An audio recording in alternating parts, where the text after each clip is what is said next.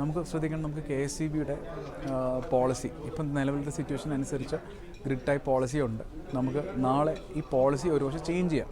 എന്താണെന്ന് വെച്ചാൽ ഒരു ഡിസ്കോമിന് മാക്സിമം താങ്ങാൻ പറ്റാവുന്ന ഒരു ഗ്രിഡ് കണക്റ്റഡ് ആയിട്ടുള്ള ഒരു കപ്പാസിറ്റി ഉണ്ട്. അത് സാധാരണ ഏത് ഗ്രിഡ് ഡിസ്കോം ആണെങ്കിലും അത് മാക്സിമം 30% ആണ് വരുന്നത്. ആ 30% കഴിഞ്ഞാൽ ഇപ്പോൾ ഉള്ള നിലവിലുള്ള പോളിസി എന്തായാലും ചേഞ്ച് ആവാതെ പറ്റത്തില്ല. കാരണം ഒരു ഗ്രിഡ് അൺസ്റ്റേബിൾ ആവും.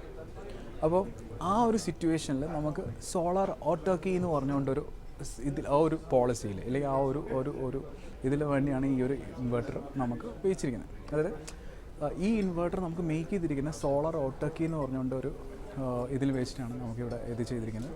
ആ സോളാർ ഓട്ടോക്കി എന്ന് വെച്ചാൽ സെൽഫ് കൺസെപ്ഷനാണ് അത് ഉദ്ദേശിച്ചിരിക്കുന്നത്. ഈ സെൽഫ് കൺസെപ്ഷൻ എന്ന് പറഞ്ഞാൽ എന്താണെന്ന് വെച്ചാൽ നമുക്ക് സോളാറിൽ നിന്ന് ഉപയോഗിക്കുന്ന എനർജി നമ്മൾ കംപ്ലീറ്റ് ആയിട്ട് ഉപയോഗിക്കാം. ഇപ്പം പല സ്റ്റേറ്റുകളിലും നമുക്കുള്ള ഒരു പോളിസി പ്രകാരം അത് എക്സ്പോർട്ട് ആക്കിയിട്ട് കാശ് ലാഭിക്കുന്ന ഒരു കാര്യത്തിലാണ് എല്ലാവരും ഇതായിരിക്കുന്നത്. അത് കുറച്ച് നാൾ കഴിയുമ്പോഴത്തേക്ക് നടക്കത്തില്ല. അപ്പോൾ ആ സിറ്റുവേഷനിൽ നമുക്ക് എന്താ ചെയ്യാൻ പറ്റുന്നതാണ് ഈ സോളാർ ഓട്ടോക്കി എന്ന് പറഞ്ഞ സൊല്യൂഷൻ വരുന്നത്. This is the future proof technology.